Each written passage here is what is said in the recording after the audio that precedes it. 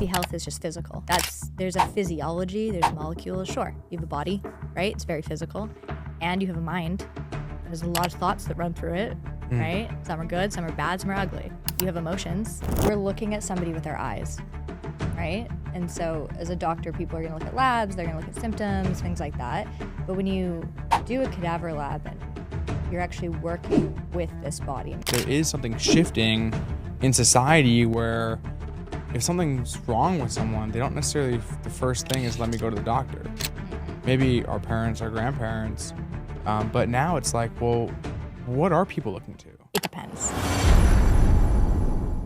Welcome to the Mindful Leaders Podcast. I'm your host, Dylan Vanas, and today we have an amazing guest on the show. In fact, this guest actually happens to be my sister, someone who's known me my entire life and has been incredibly amazing to me and supportive. She's actually a naturopathic doctor. So what that means is she works with natural remedies to solve medical problems. Now, her experience goes well beyond that. Her story is fascinating. But for me, I've always known that she is a healer. She's someone that can help people overcome their problems. And that's really what she's gone into as a career. This is one of my favorite podcasts I've done in a long time. I'm excited to have her on my show. So without further ado, let's go ahead and dive into the podcast. All right, welcome to today's episode of the Mindful Leaders Podcast. I have a very interesting guest that unfortunately stepped in to be on the show today. It happens to be my sister. Now, Larissa, thanks for coming on. Thank you so much for having me. She's been peer pressuring me for months and months saying, please have me on, please have me on. So I finally succumb to it. No, I'm just joking. So today's episode is actually really fascinating. So not only is she my sister, she also happens to be a naturopath doctor. So one thing that she's been great for me to be able to learn from and a lot of our friends and family is that she actually is able to help people understand the kind of true levels of health that we often miss in traditional medicine. And so in today's episode, I'm going to title this one, The Myths from a Witch Doctor, because jokingly, when she decided to go to naturopathic school, the first thing our family of typically traditional, kind of more conservative style people said was, wow, you're going to witch school. So tell me about that and how you ended up becoming a naturopath. Yeah, so actually I remember one specific instance, and it was one of our family members when I said... It was Grandpa. Okay, I wasn't going to throw him under the bus. Here we are. Love him to death, but I remember him saying to me, what are you going to do? Sprinkle fairy dust and chant at people. And that hit me to my core. I was like, oh, okay. And I remember calling you, and we had this conversation recently, and I was debating between, I had gotten into physiotherapy school and naturopathic school. And I was trying to decide which one I wanted to pursue. The craziest thing about that, and I never say sorry to cut you off because I'm never sorry. I'm just going to cut you off. You're not that Canadian anymore. Sorry. And so Grandpa says to you, what are you going to throw Sprinkle fairy dust and chant at people? Yeah. But who's the first person he calls when you just got diagnosed with cancer? Now, flash forward six years later. Yeah, I find a lot of family members have kind of come around, and you know, even Dad. Like, Dad comes from a very conventional background, and we both love him for what he's done for us. And I think at the beginning, he didn't really understand what it was either. And then I remember actually studying, and I think it was in first or second year, and we're learning about the cranial nerves, because what people don't understand is, yeah, we can call myself a witch doctor, right? As a naturopathic doctor, like you and I know it's a funny joke, but what people don't realize is we have a ton of training behind what we do. Like, we're very medically trained. I went through 9 years of post-secondary education, 5 years to do my undergrad, which was a Bachelor of Science in Biomedical Physiology, big fancy word for science, another 4 years of naturopathic medical school. And so, you know, in Canada, in the province I'm in, I have my prescription license, I run labs, I diagnose diseases, and I have all this knowledge on like herbs and stuff. Nutrition, exercise, whatever. So I remember studying and doing the cranial nerves, and I remember Dad coming in my room and him being interested in what I was studying, and then we nerded out over, I can't remember if it was cranial nerve 5 or 7, but we nerded out, and I think he also ended up, you know, realizing more about what I was doing. It wasn't just witchcraft. It was integrative. It was medical, it was science, and it was art and nature, and blending the two. Yeah, it's like you're learning about health, and instead of the remedy being you have this menu of cocktails of things you can prescribe, there's other solutions. And so you're looking at, instead of us looking through a microscope and identifying one problem and solving that one problem, we're pulling back and we're looking at the whole human as Yeah. a whole, and we're saying, well, okay, maybe you're seeing this blemish down here, but maybe it's caused by something that's happening over here. Yeah, the analogy I often use is, we're in the heat right now, but if we were in winter in Canada, we'd be wearing a wool sweater, right? And If you guys are wondering why she keeps mentioning Canada, she's Canadian. I used to be Canadian until I became American, but yeah, well, oh. Canada. Okay, so if we're It's cold. it's cold there. Oh. If we're in Canada and you're wearing a wool sweater, right? And you nick it and you get like a little pill or a little nick in it, right? So the sweater is going to pull, the nick's going to be over here, but the whole rest of the sweater is going to have these downstream effects from that one issue, right? And so my job isn't to fix all the issues. My job is to try and find that nick in people's health and that root cause, and then try and work on that. And if we can do that, then all the downstream effects, hopefully are going to get better. Yeah, I haven't seen a doctor in many, many years. And the thing that's, I think there is something shifting in society where if something's wrong with someone, they don't necessarily, the first thing is let me go to the doctor. Mm-mm. Maybe our parents, our grandparents, but now it's like, well, what are people looking to? This is a good question, actually.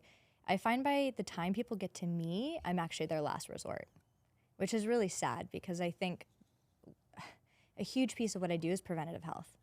And so if people came to me in the beginning, sometimes I'm like, man, if you saw me 10 years ago, we could have such a great impact. And we're still going to try our best now, but like, oof. So, I mean, yeah, it's We're talking about cadavers, right? Or what the other day we were talking about cadavers. Cadavers, yeah. So cadavers are like in medical school, when you went through it, you go through and you basically take a body which has been donated to science and you study it, right? Mm-hmm. That's the proper terminology. Yeah, you're cautious with the term body and study it. Yeah. You slice it open and no, we're gonna be respectful, but yes. And so the same thing that doctors go through, and our dad's a dentist, went through, and all this stuff, right? The thing is, though, you're going through, and you were telling me that you were seeing stuff like people's bones look, bubbled up, or like their heart, you can actually see it. And why do we have to go take a body and open it up? And it's so obvious when we look at it, but for some reason, a human sitting here is less obvious. Yeah, I mean, we're looking at somebody with our eyes, right? And so as a doctor, people are going to look at labs, they're going to look at symptoms, things like that.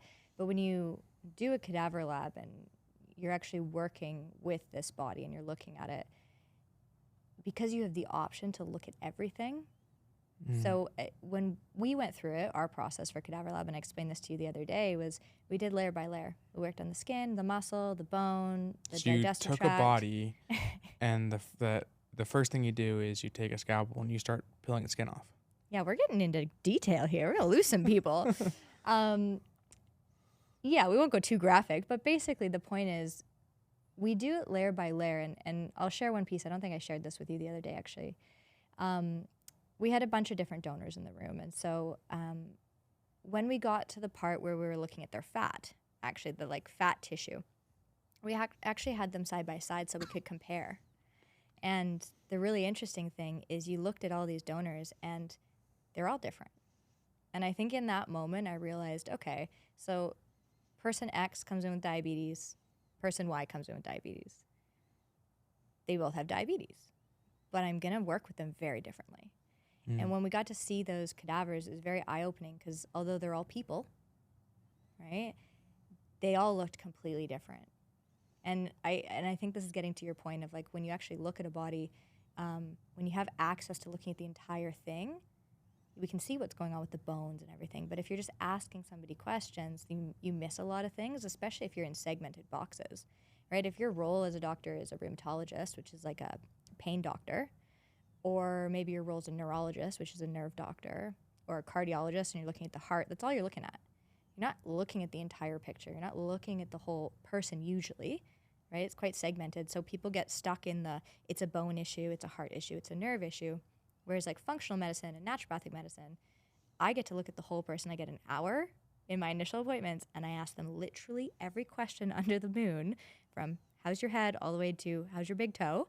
And also, Really? yeah, seriously, it's called an ROS, review of systems. So you go down one at a time? I usually start with their chief concern. So if somebody came in and they were like, I have horrific Money problems.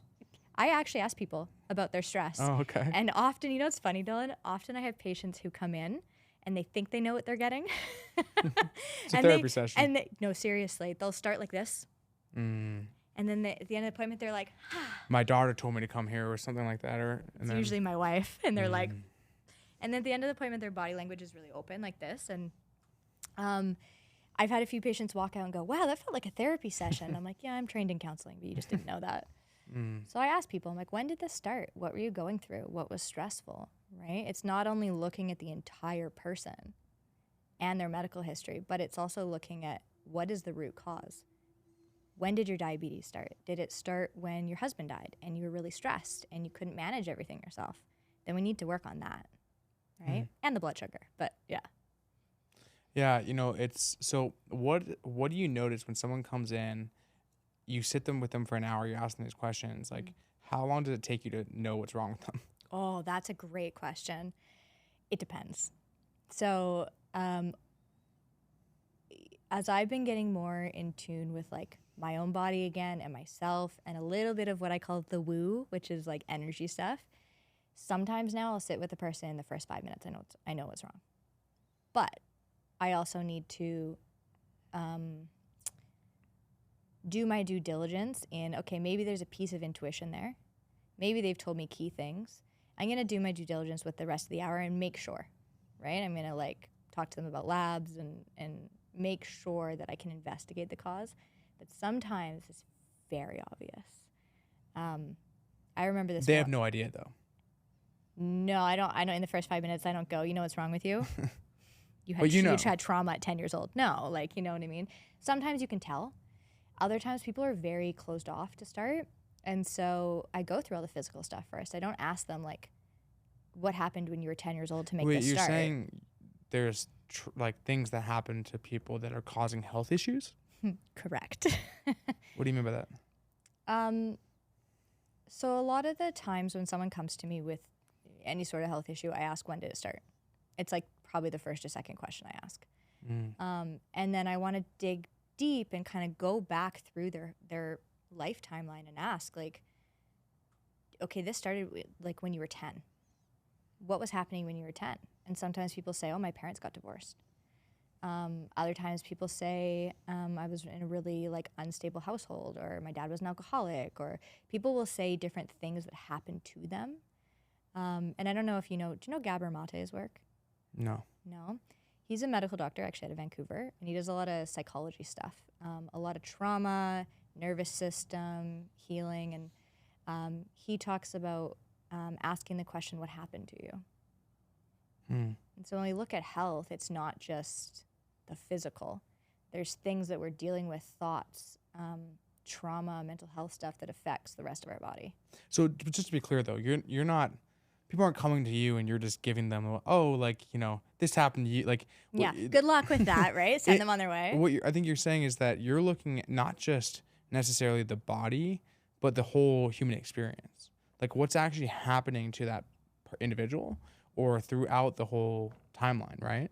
Yeah, I think the human experience is a really good way to put it, right? I don't see health as just physical. There's a physiology, there's molecules. Sure, you have a body, right? It's very physical. And you have a mind that has a lot of thoughts that run through it, right? Some are good, some are bad, some are ugly. You have emotions, right? And like, I believe that there's some sort of soul. So if we look at the human experience as mind, body, emotions, and spirit, or soul, whatever you want to believe. So 4 things. Well, yes, but I look at it like a triangle. This is great. So on one end of the triangle is mind, body, emotions. So you have 3 pieces in the triangle, and then soul is surrounding it all. Yeah. Did you make that up, or is that? No, that was Dr. Bob. He taught me in school. I'll give him a shout out. He calls it the healing triangle. A lot of people call it mind, body, spirit, right? Yeah, I mean, I think we forget about emotions though. Emotions are like a wild part of our health. And I think what's interesting is a lot of people that I see, a lot of women that I sit down with, because about 80% of my practice is women, and they are struggling because they either don't feel like they can have an emotion. You know, they might have been told as children, like, don't show that, hide that. In order to be safe, you need to stifle that. Or women that are judging their own emotions. So sometimes women come in and they feel like really sad, but they are judging themselves. They're like, I shouldn't feel sad because I have this lovely life and all these things, but I feel this way. And so I think emotions people just brush off as like, yeah, whatever, right? Get a counselor. And it's like, no, it's way deeper than that. So I've seen health issues caused because people are suppressing their emotions. So with that being said, if someone comes in with something and you trace it back to maybe there was a traumatic experience, how do you treat that? That's a great question. So I take a very integrative approach. And when something's outside my scope, I just refer, right? So I actually work very closely with counselors. I think they're fantastic. I think there's a lot of stigma around it still. And really, to me, they're just personal growth coaches, right? They're there to look at your mindset and be like, and have you seen the world this way? So if you're always staring at the globe, looking at North America, yeah, spin it a little bit. There's also Australia. You know what I mean? So they just get you to see a different viewpoint, and sometimes that's all you need to shift your mindset. So anyways, I work with a lot of counselors. Like I said, I'm trained in counseling myself. When I went through naturopathic school, we did a lot of semesters of counseling training. I can't even tell you how many now. It was a lot. So I sprinkle it in there. I also give people a lot of books as resources to learn from, because I realize although I get an entire hour with my patients originally, that's still not enough time. And so I try to get them to either follow people on Instagram that are, big in that kind of space around trauma, that are very healing, so they can continuously be getting exposed to positive things, or reading books. And then from a more naturopathic, witchy lens, sometimes I use a lot of herbs. So there are herbs that can actually support the nervous system. For the Americans listening, those are also known as herbs. Herbs. Yeah, I use a lot of them in my practice. There's certain ones called adaptogens. Have you heard of these? Mm-hmm. Yeah. I don't know what that means, but I've heard of it. Yeah, the word gets thrown around a lot. People are like, ooh, adaptogenic. And I think I saw it on a bottle one time. Yeah. Yeah, makes sense. Yeah. They're herbs that improve the body's resiliency to stress. So they basically allow you to handle stress better.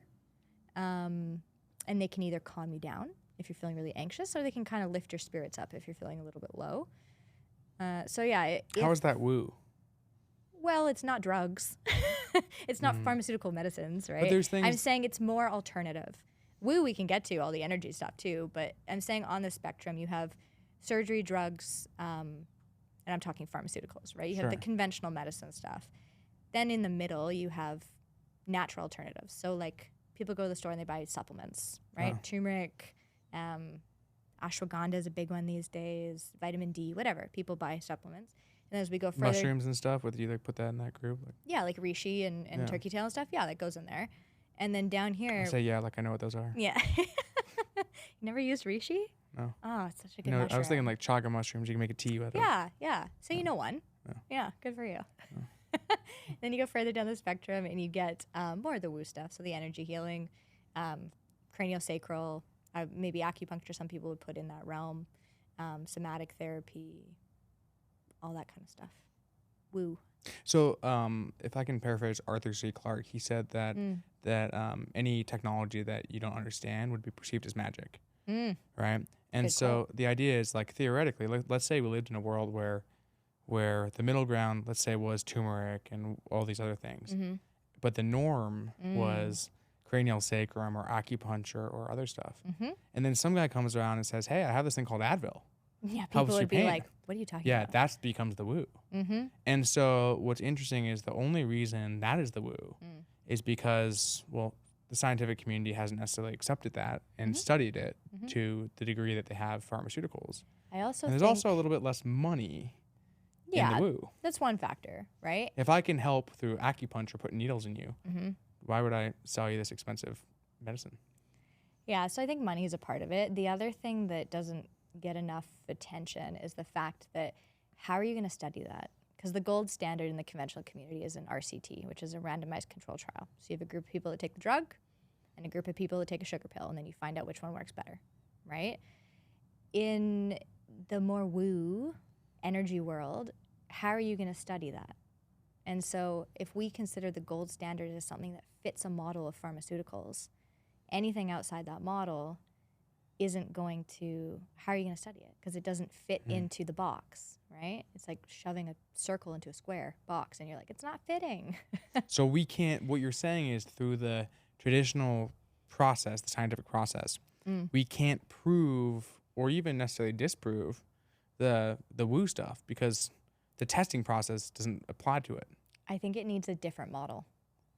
I think herbs and supplements can fit into the conventional testing model, but I think if you're going like more towards acupuncture, craniosacral, somatic release therapy, like things that really truly are energetic and not introducing a pill or a herb in someone's body, we need a different way of learning about it and studying it and seeing if it's effective, because you can't placebo somebody and then give them a real energy treatment. Like, so you mentioned cranial sacrum, which I think I have a little bit of understanding on. There's something I think you've done it on me before, but outside of that, what is it? Yeah, so cranial sacral, sometimes the way I describe it is like, it's an energy modality, right? So there's a lot of intention involved in it, which sounds like, again, woo. And you learned this in school? No. Oh, okay. I learned this when I graduated. Okay. I learned this last year. Is this something that a naturopath could practice? Yeah. Okay. So it's an unregulated area, meaning that like anybody could get, at least where I'm living, it's unregulated. So anyone could get trained in it. So in your practice, you could do it, or no? You can. Yeah. So someone can come in and you can facilitate it. Yeah. Okay. I tend to mix it with like counseling techniques. I find that's a good blend because cranial sacral is basically you're putting the hands on the body, and you can put them on the feet, on the sacrum, which is like the lower back, a little bit lower than the lower back, and also on the cranium, so the head. And what we're doing is we're really gently allowing the body to show us where it needs support. And so there's a lot of feeling involved in this, more of like a knowing, right? An intuition, and just allowing the body to move. And then sometimes you can pick up on things based on how the person's system is presenting. So sometimes people are really buzzy, for example. When I put my hands on them, it feels like this. And so for me, when I feel that, the body feels like it's vibrating. Like your hands will be like feel like they're moving. Yeah, they're not actually moving, right? But when you put your hands on someone, it can feel like this light vibration. And so to me, I don't know what you would think that means, but often when I ask people, they're dealing with some sort of anxiety, or they're dealing with some sort of fear of the future. And then if we say, okay, that's the energy piece, when people are dealing with anxiety and thoughts that continuously are a fear of the future, their physiology is going to change, so their cortisol goes up. And then when people's cortisol goes up, they gain weight. They feel exhausted, right? There's all these things that happen. So for me, I'm like, okay, your issue is anxiety and fatigue. Then we look and you have high cortisol. And then we look even deeper, and it's because there's these thoughts of fear of the future. And so if we're really going to address root cause, it's like there's some mindset work, and maybe there's some emotional work on the body that needs to be done. Yeah, I've heard of people who can see energy, so they can look at a body and they can see, like, oh, like there's a guy named Donnie Epstein. Have you heard of him? I think so. So he's a chiropractor, and I'm sure that Reddit would tear it up and call him like a whatever, you know. Right? But I have some friends that went to his event. We're gonna see one tonight. Actually, we'll ask him about it. Okay. So he said him and two of my friends, they're at a Donnie Epstein event. It's like 20 or 30 people in the room. He's a chiropractor. Yep. And normally he'll go around and he'll work on people, and you can be sitting in a chair and he can literally not even be touching you, and be moving you And move the energy. from, he'll move the energy through you. So what he does in the room is he had hurt his knee, so he can't walk around at this event. No. So my first thought's like, well, why don't you move the energy in your knee if you're so good at it? But my second thing he did is he goes like this. You know, like the I like the suspense you built, and then you're like, what's the guy, the Dracula? Dun dun dun dun. Dun dun dun dun. I don't know if that would feel particularly healing if someone came up to me and did that. He does this from the stage. He goes like this. And these girls just hit the floor. Whoa. And start crawling towards him. Yeah. And they're moving towards him, and they get closer to him, and they get closer to him, and the energy is just pulling them towards him, allegedly. Oof. And my friends who are, unless like half the room is doing this, so unless half the room is plants and the other half the room are there something's happening. Yeah. So they go up and they're pawing at his legs, like he's like they're cats. And then, what? And then I don't know. He eventually settles down or whatever. They go back to their chairs. And later on in the event, he's doing more energy work where he'll like look this, and like everyone will be like, oh. That's dramatic. And my friends tell me, he's looking around. He's like, everyone's doing this, but it's not working to me or the other one. So he's like, sooner or later, I'm like, well, if I just go like, will it happen to me? So yeah, so the next time the guy goes, he goes, and he says, he's like, I wasn't feeling it, but then all of a sudden the people around me started getting more. They're falling on the floor now, and they're like, their bodies are shaking, and so he's just like, and him and my friend are cracking up and laughing. Oh my gosh. So, okay, wait, moral of the story. Did his knee feel better? I don't know. Who knows? Nobody asked. Okay. to circle around on it, though. So this guy's a chiropractor, allegedly can move energy through people. Okay. And I've seen people who've done it before. Mm-hmm. And so with cranial... Sacral. Yeah. What's always sacrum? Well, it is the sacrum, but we just use different. Sacral, okay. Yeah. You're feeling this and somehow moving it. So that's actually a really good distinction. You're learning to tap in to somebody's energy, or the theory behind it is, I don't want to get too nerdy on the science, just so people are following, but the cerebral spinal fluid. So there's fluid in... People usually don't understand the science, but they respect it. Ooh, Yeah. Well, let me explain it. What's the science of that? We're going to let that one go. Give me your best one. No, I'm going to pass. Cerebral spinal fluid. There's this fluid in your spinal cord, and then it bathes your entire brain. Mm-hmm. So if you think about your brain and your spinal cord just floating in a pool, it's kind of nice. Like, have you ever been in a float tank? I have, yeah. Yeah. So that's basically what's happening, is your nervous system is just in a float tank this whole time. Okay? But that water is called cerebral spinal fluid. So your brain, the choroid plexus, okay, it produces this fluid, and then it leaves the inside of the brain, goes to the outside of the brain, down the spinal cord, and it just like lets it float. It's really nice. Okay? So you produce this fluid, and then it drains. And then you produce more, and then it drains. So the theory behind cranial sacral is that... It's draining from where? That space that it floats in, it then goes through different veins and drains through your body. Okay. Yeah. So you produce it, and then it drains out of the area into your veins. Okay? So there's this filling of fluid, and then there's a draining of fluid. And through training, they teach you how to tap into feeling that in a person's body. So you're feeling the filling and the draining of that fluid.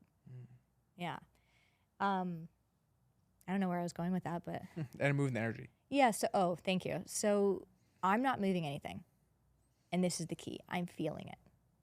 Oh, okay. So when my hands are on somebody, I'm not forcing what I want onto them. Like, heal, get better. Why aren't you healing? Stop being so anxious. No, because that's not going to feel good. And I don't know if you've ever had the sensation of someone hovering over you.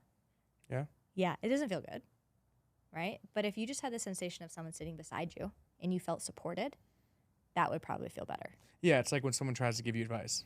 Yes. You should do this, you should do that. But did I ask for advice? No. Right? But if exactly. someone's just you know, I'm here for you, I'm bro. here for you. Yeah, Yes, just exactly. asking questions, listening. Exactly. So that's what craniosacral is. I'm supporting the nervous system. I'm putting my hands on the body and saying, I got you. Mm. You can relax now, or you can do whatever you want to do. Just show me where you need support. And then you're feeling what's happening. And then I'm with that feeling fluid. a really gentle movement of something, and they move in different ways depending on where your hands are in the body. And you're just feeling it. And you're just allowing it to flow. But I'm not forcing anything on anybody. I'm not like, you must have this healed. Because that's not what their body wants necessarily. That's what maybe I'm trying to get. And then you got to ask yourself, why is the practitioner trying to get that out of somebody? And often there's a wound there around worthiness. So a lot of healthcare people, we have a wound around like, we're not worthy unless we heal people. That comes from childhood. And so if I'm just here to support somebody, I'm good enough if I show up, versus like, I'm good enough if I heal them. Does that make sense? Going off on a tangent now. Yeah, I guess what you're implying is that a lot of medical practitioners want to fix people. Yes. Why a lot of us go into it. I think there's an immense amount of wounding that a lot of healthcare practitioners have. And I think if we work on that collectively and individually, you're only going to become a better doctor or nurse or physio or whatever, right? You ever see those men that are like, I want a broken girl because I want to fix her? Ooh, ouch. Yeah, like no, I stay away from those. There's literal guys that they put it out that they want to fix people. And I think that is, well, endearing to some extent. It shows that you're the one who actually needs fixing. Absolutely. If you think that you want to find someone who's not whole, I think anything that's external that we look at other people for, anything that triggers us, even me saying this, if you're hearing it, is we need to reflect on ourselves. Like, why am I feeling this about this? And I like what you said about the external thing. And we live in a society where if we don't feel happy, what do? We reach for something external. If we feel sad, what do? Buy a tub of ice cream, right? If we don't feel loved. Or a fresh, hydrating can of Cocoa Love, our show sponsor. Cheers. So with that being said, look, a lot of people, we have vices, we have things that we reach to in times of trauma. It sounds like a lot of what you do isn't just you understand the science, you study the science. A lot. You did just as much, if not more, studying than doctors. And I know you geek out about this. Like, for you on a Friday night, if you're not going out to the club, instead you're probably reading some article about health. Yeah, about like resveratrol and menstrual pain. I love it. Give me all the articles. What's the first thing you said? Oh, sorry. See? Nerdy. Resveratrol. It's an antioxidant, or like an anti-inflammatory component of a herb called Japanese knotweed. It's also the reason why people think red wine is healthy, is because of the antioxidants in the grapes. Is it healthy? The resveratrol part is healthy. The rest isn't. Red wine is healthy. No. Because of resveratrol. No. How's your hearing? I don't drink, so it's okay. My hearing is not good. Something happened when I was 10. Yeah. Do you want to dive into that? I'm going to refer you for that one. So when you have people come through and see you, you said that you were like the last resort.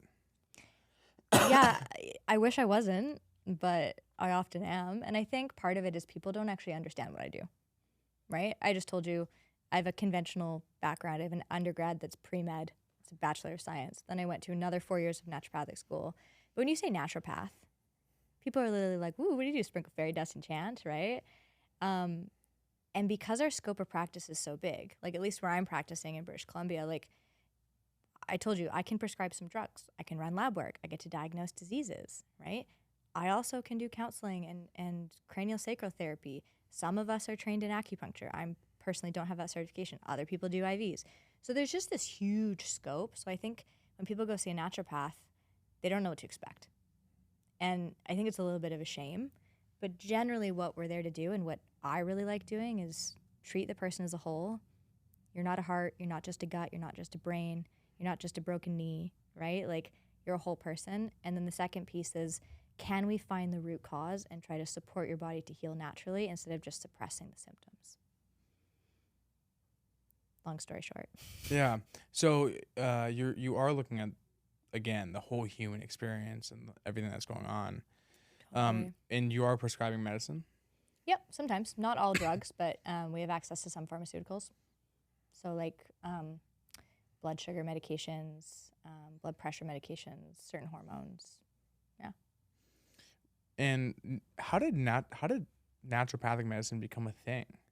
Like, how did this license? And you're a doctor, right? Like, you're a doctor. You're a bona fide freaking doctor. You sound really excited for me. Well, I can call you Dr. Larissa. It's been 4 years, but you can call me Dr. Larissa, yes. I'm going to change your contact in my phone. You should. I don't So know why it's not sister already to like Dr. that. Yeah. Yeah, there's a long history of naturopathic medicine, and it started more as what we call it, like the eclectics. So it started out more as like hydrotherapy and walking out in nature and things that were more connected to the earth, and it's evolved. I still think that's very important, and I don't think that stuff's talked about enough. And then it kind of evolved to include, you know, herbs and more natural stuff, and then it evolved to be a full medical training where now, like I said at the beginning, I get both. I get the medical knowledge and the science, and I get to blend it with the art and nature, which I love. The interesting thing is naturopathic medicine was not something you sought out. It was No, something not that at all. sought you out. Well, kind of, right? Like I said, so my background, I was a figure skater. And I got horrifically injured to the point when I stopped, I was in my like maybe early to probably mid-20s.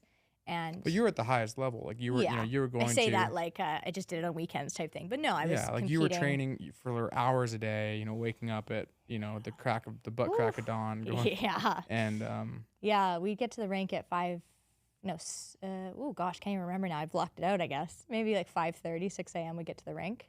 And then I'd be on the ice for maybe 3-4 hours. Then I'd do off ice in the gym for a couple hours. Like, it was intense. And I was competing at the top level in Canada and in ice dance. So that's my background.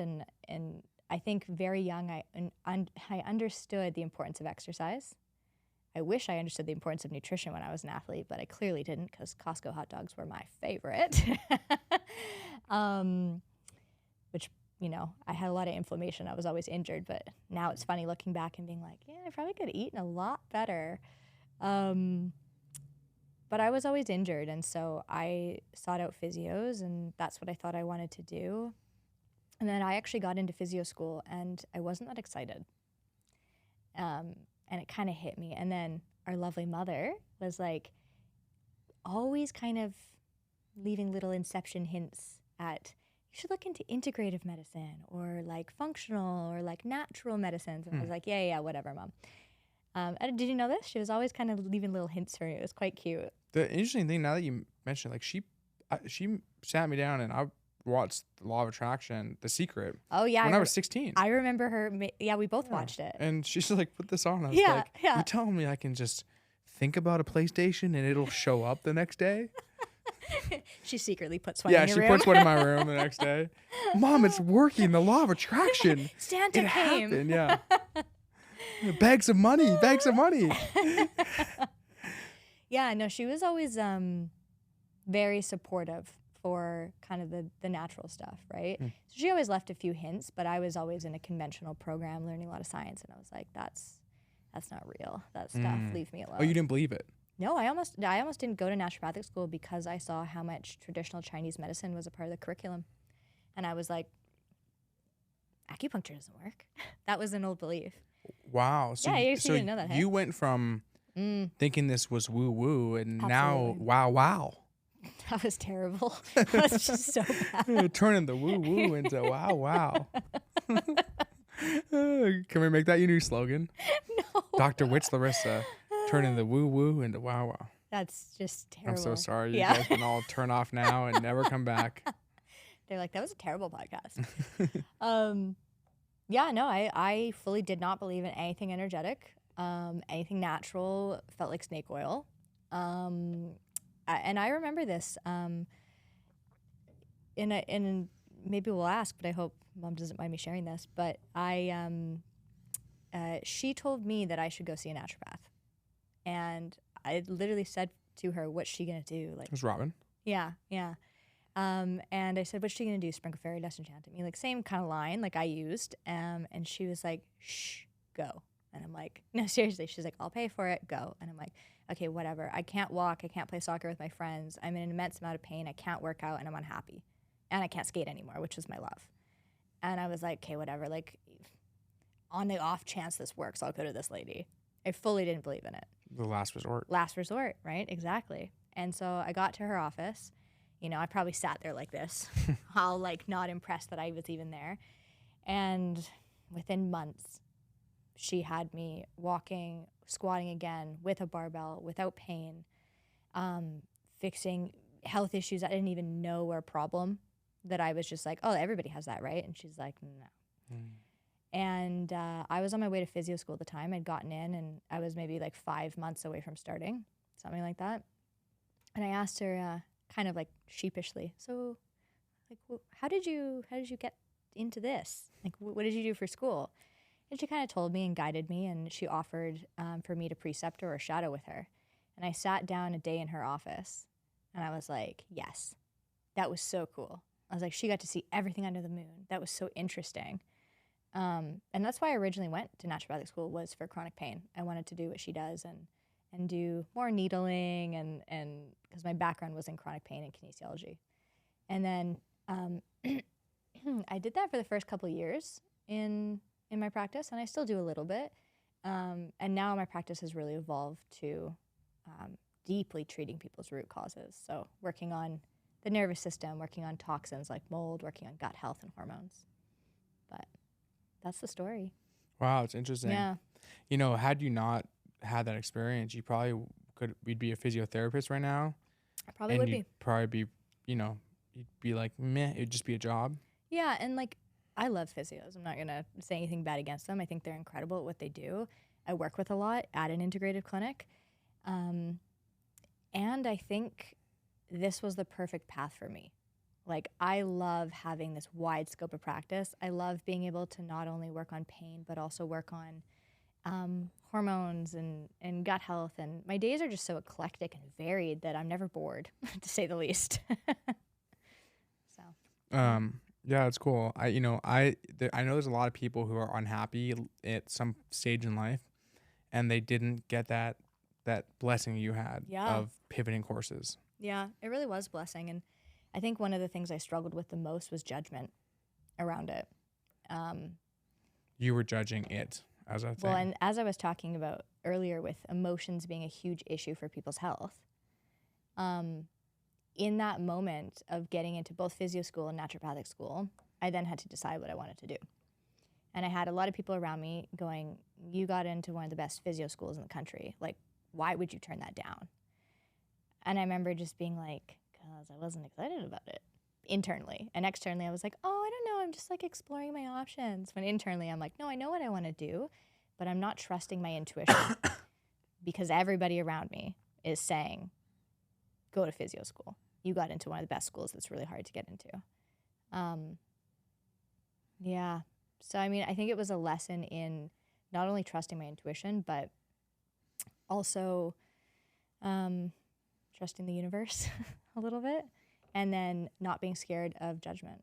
And it's something I've definitely battled with most of my life, is like showing up, expressing myself, being my authentic self, and not being scared that people are going to be like, "You're a weird witch," you know? And I remember calling you, and maybe you remember this too, but I remember calling you and asking, talking about which program I got into and what your thoughts were and all that kind of stuff, just wanting support, if anything, and not judgment. And I think you were more pivotal than you probably realized in that moment. What did I say? Can't remember what you said. Remember how I felt, though. It was something along the lines of like not worrying what other people think and doing what I feel is right and what I want to do. And I think deep down I knew that naturopath was the right direction. I don't think I understood why at the time, but I just knew that I was more excited about it. When I got into the naturopathic program, I remember being like, woo, and like running around and being like, oh, I'm so excited. And I think that was the moment where I was like, that's more aligned with what I want to do versus what I've been maybe told by other people or society that I should be doing. Yeah. The thing that's interesting about that is the fact that I think we all know the answer. Yes. And the question is, are we open enough to allow the answer to come out? Are we trusting enough in ourselves that we also can believe that we know the answer? I think And can we decide the right answer? Because you can go left or you can go right. Mm-hmm. We have free will. Mm-hmm. So I'm feeling this thing going to the right. But is that the devil or the angel? Mm-hmm. And I think women are very notorious for this. If you ever, not that I'm recommending you eavesdrop on a group of women, but if you ever sit around a group of women, they're always asking for each other's advice in a way. They're like, what do you think? Do you trust him? Right? And so I think, I said this to somebody the other day, we've been divorced from our divinity, which means in our culture, in our society, we rely on other people, right? People come to me as a doctor because they're like, tell me what to do. And I'm like, no, I'll give you the options. You get to decide. It's your body, right? And so I think in a society where we depend on other people for things and we've kind of learnt to not trust our inner knowing, that gets us into trouble. So if I'm feeling right, I have to kind of trust that to an extent, right? And then the other thing is like, okay, say I go to the pathway to the right, and I get 30 steps in, and I'm like, ugh, it's rainy over here. I can go 30 steps back and go the other way, right? But people are so scared of making the wrong decision. Fear of the unknown. I'm just gonna turn the AC on. I think It's hot. I'm warm.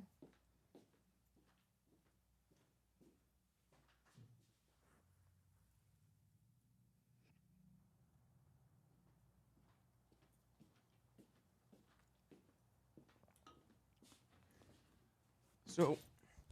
One of the things that I understand your practice to be is, you work with a wide group of people. You have a lot of women that come in, but you also have a lot of people that don't have anything wrong with them, that aren't sick, that are high performers. I know you work with some of the top level people in different industries who just want to be better. They want to be biohack themselves to health. Yep. So if you're looking at someone who's pretty solid, how do you take them from being a 8 or 9 out of 10 to being a 10 or 11 out of 10?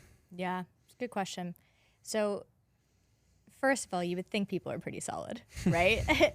It's my job to really be like nitpicky with it. So I always start with the foundations, right? How's nutrition? Are you getting enough protein?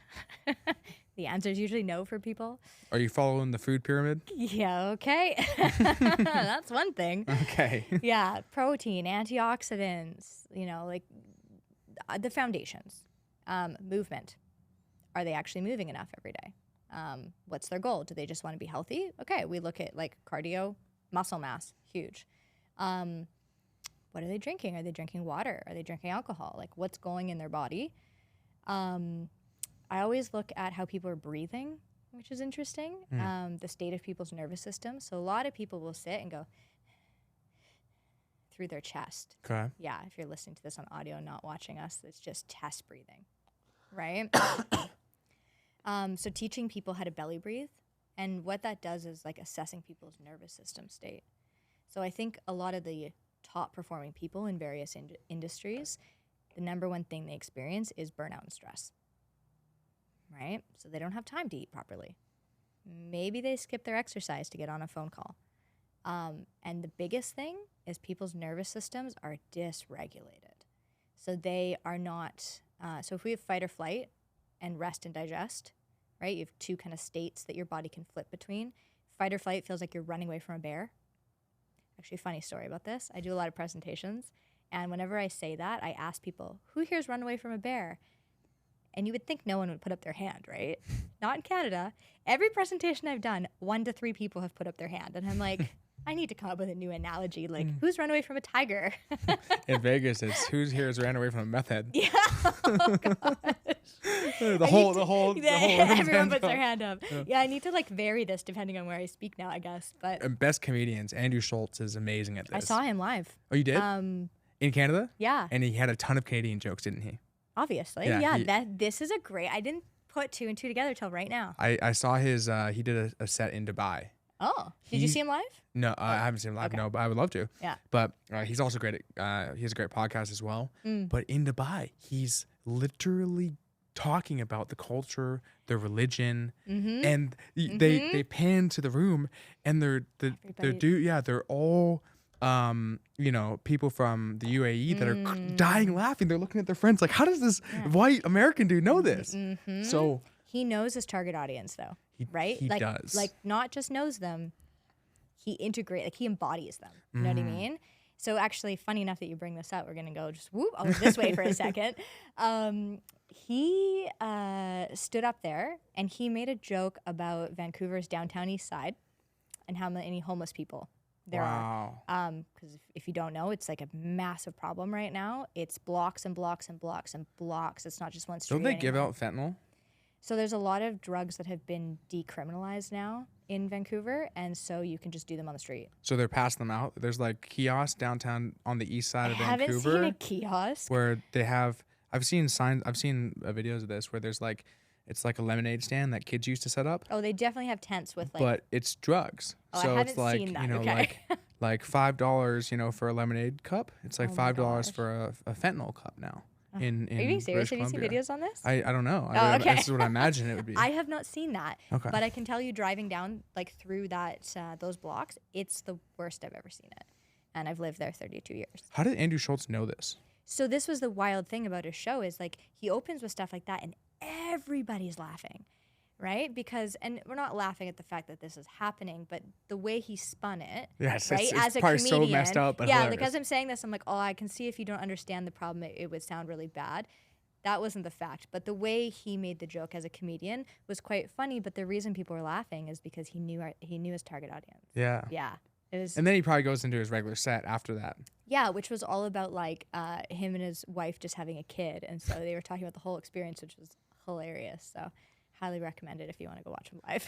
And people don't care how much you know until they know how much you care. And he is doing that at the start of every set.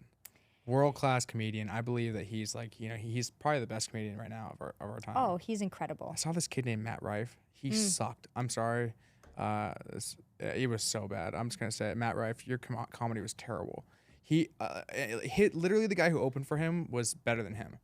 And the people thought it was okay, but it was like the biggest bomb. It's like, and he walked out and acting like he's the #1 comedian in the world. Do you know who Matt Rife is? No. Some pretty boy that blew up on TikTok that Okay. thinks he's the shit. But, yeah.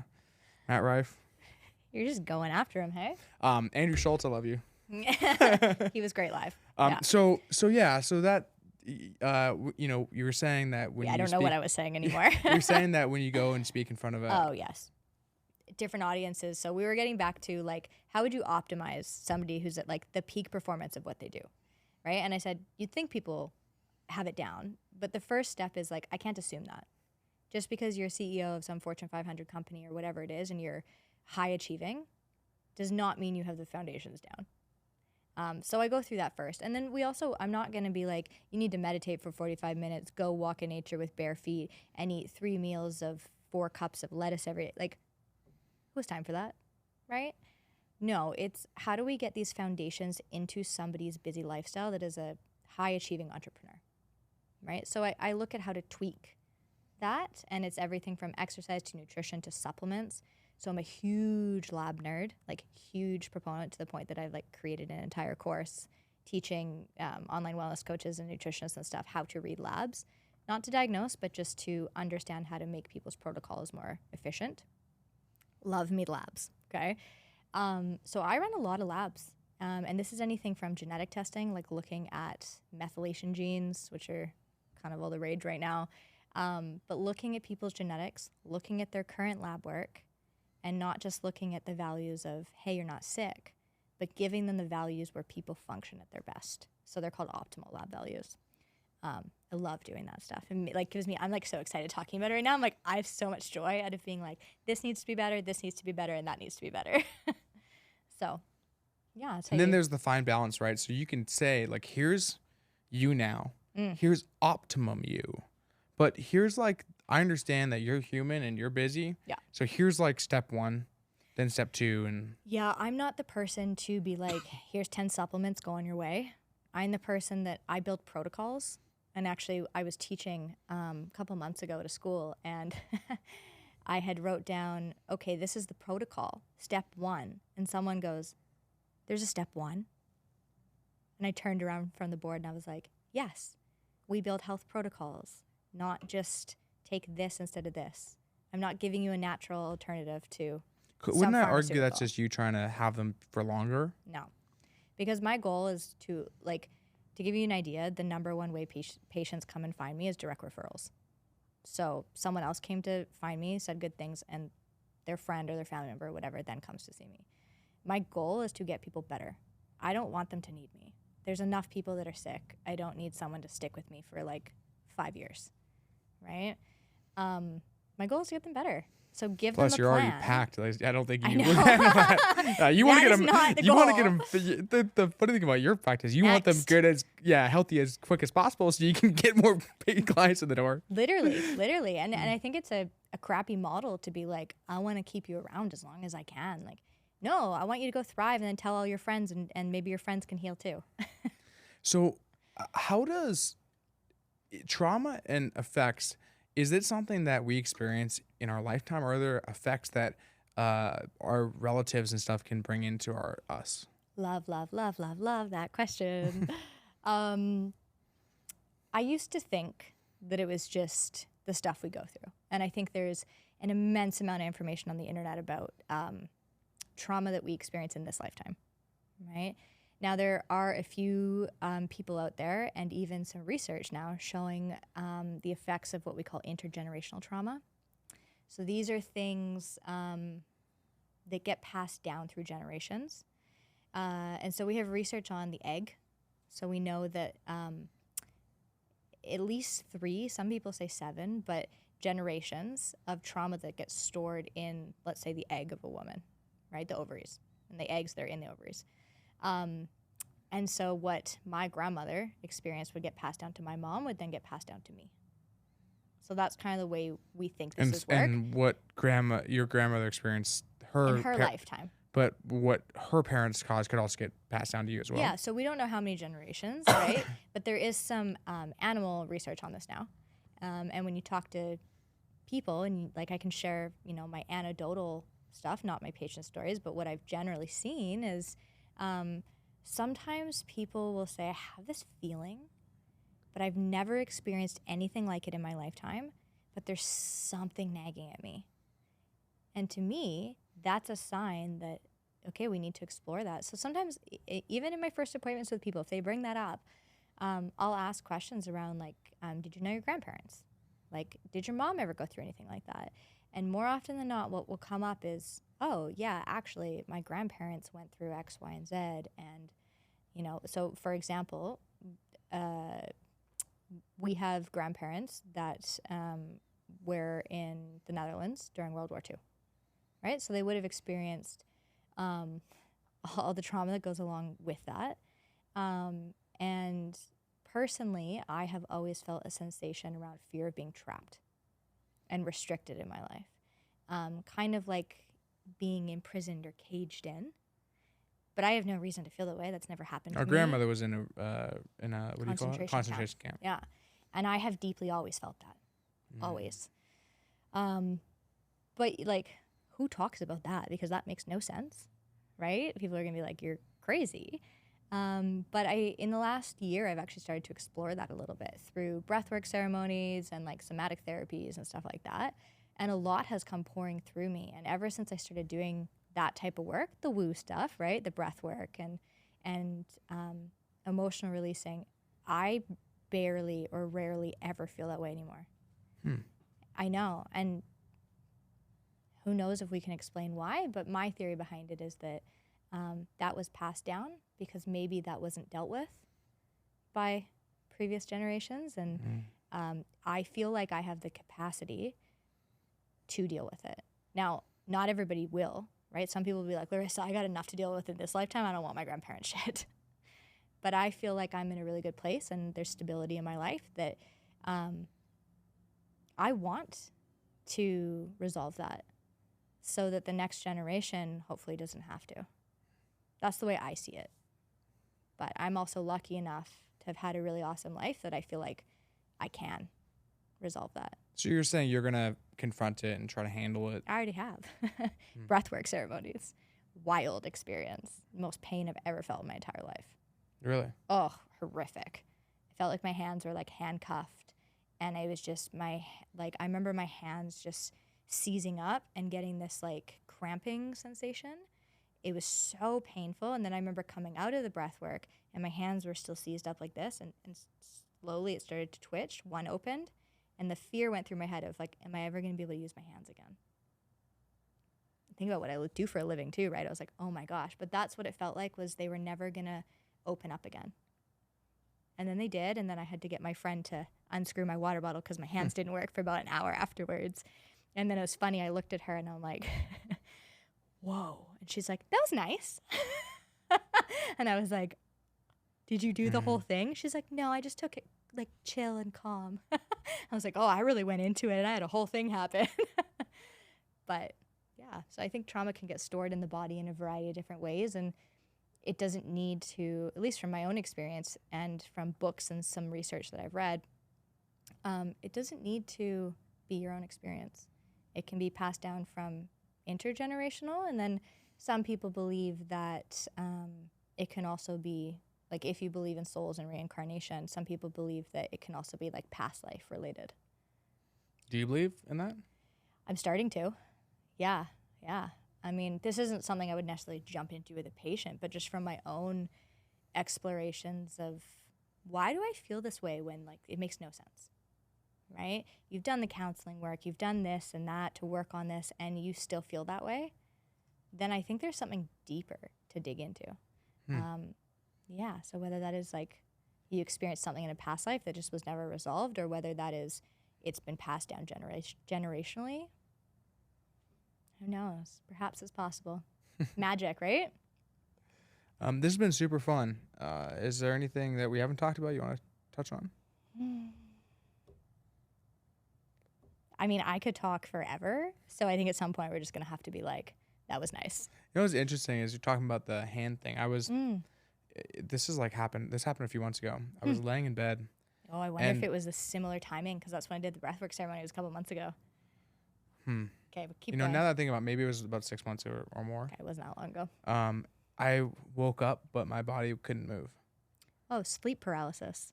Is that what that is? I've experienced that before too. And I was like, I'm awake right now. I'm like, I'm trying to move. Like I'm literally trying to move and nothing's happening. Yep.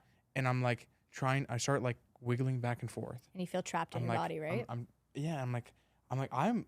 literally awake right now and nothing's happening.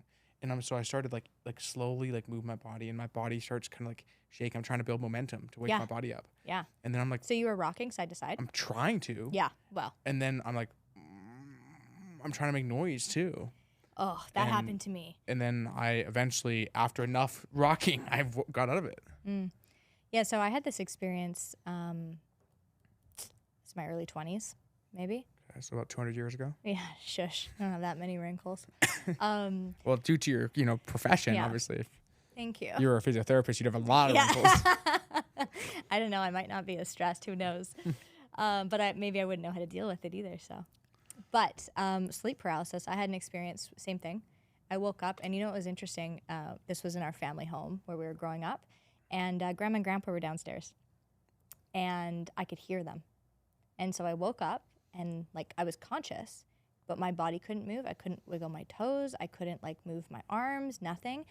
So then, same thing, Dylan, I went to go scream for help because I actually felt so freaked out by it all, and no words came out. I couldn't talk, and I was like, oh my gosh, what is happening? And then I could hear. So I don't know if you could hear any noises, but I could hear Grandma and Grandpa talking downstairs, and I was like, they can't hear You me. fools, come get me. Yeah, I was like, and I It's tried like to the scream for Interstellar. help. You seen that?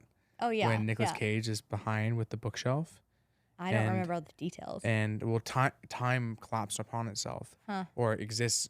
Time is not linear like we perceive it to be. Time, it just is. Yeah. Right. So his daughter's there, and he's, I believe, there as well, but in a different dimension. He's behind a bookshelf. Ooh. He's banging on the bookshelf because he says, "Don't go." I do remember don't go. this. I do remember The book this. falls. The daughter notices the book fall. Whew. And says, yeah.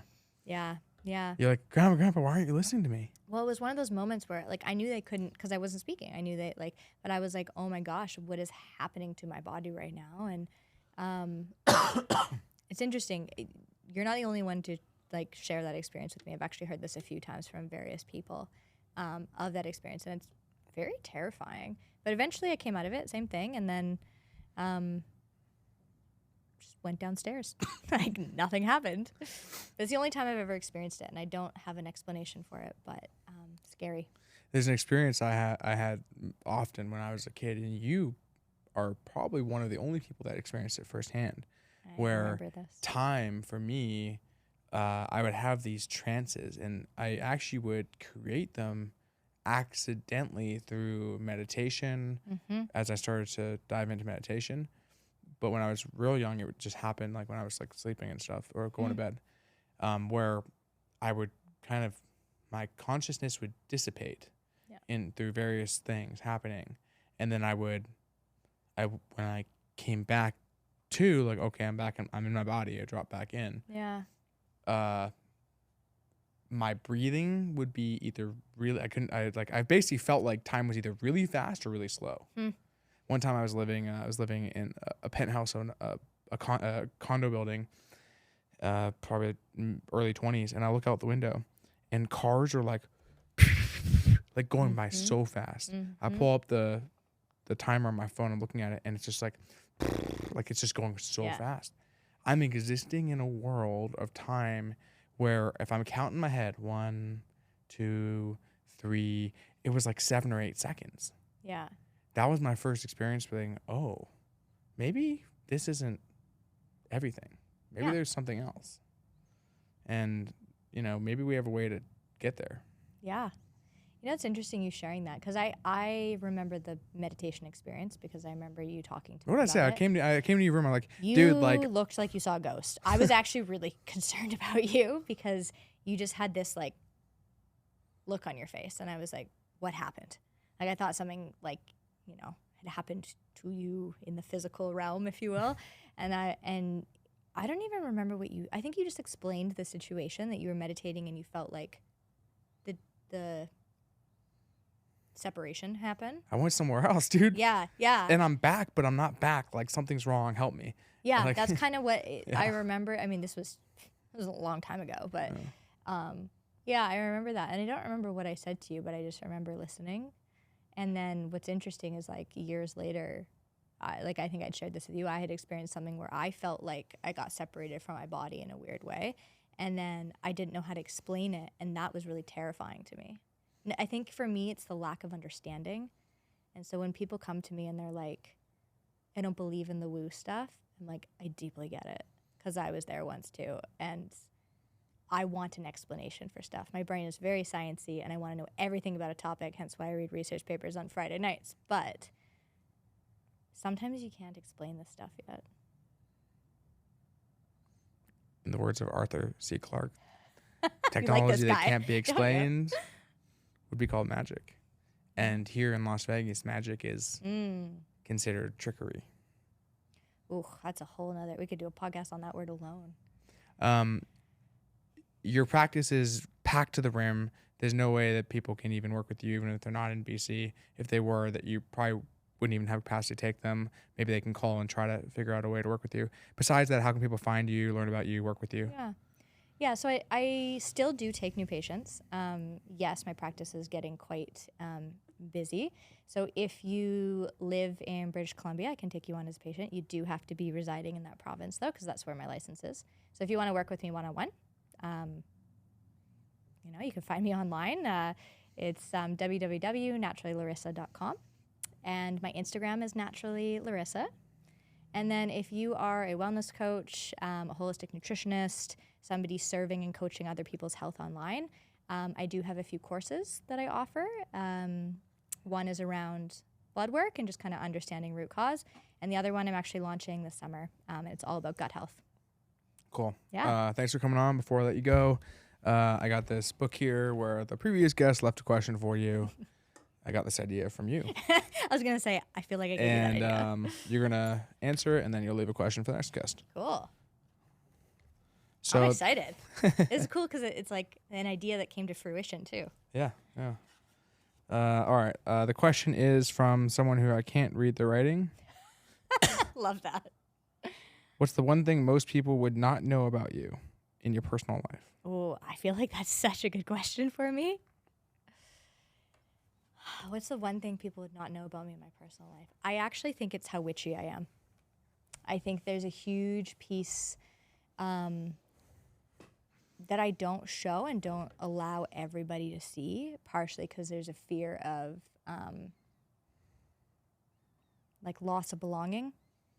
And so I think that, I've really had to struggle and work through this showing up as my authentic self and not being as scared of losing a group of people and not belonging. And realizing that when I do show up as my authentic self and actually speak like from truth, and I'm talking like core of my being and soul, when I speak from that place and show up in my life in that place, you attract the people who, love that authentic version of you. It's not like you lose everybody. So hopefully that answers the question. But I think people wouldn't know how much I love the woo stuff. Yeah, it's interesting how being yourself. I'm trying to pull up an image here if it'll load. There's this meme I saw years ago of these two people with blue faces holding a mask in front of a normal face. Here it is. Let me see if I can find it. And it's not the Blue Man Group. Imagine this. Imagine the Blue Man Group guys going through life, but they're wearing a regular face. And you cross each other. Yeah. Looking for another blue man. But because he's wearing a mask and you're wearing a mask, you never know. Oh, man. That like hits me to my core. Yeah, totally. So I think it's just showing up. And then when you start to do it, because it's frightening and it's scary and like feels so anxiety provoking. But when you do it, and when I've really started doing this in the last probably 6 months, maybe 12, but like 6 months strongly, you're like, why did I hide this for so long? Like, I'm attracting the people I want to be around and like, my really true authentic tribe. Thanks for coming on. Thanks, Dylan.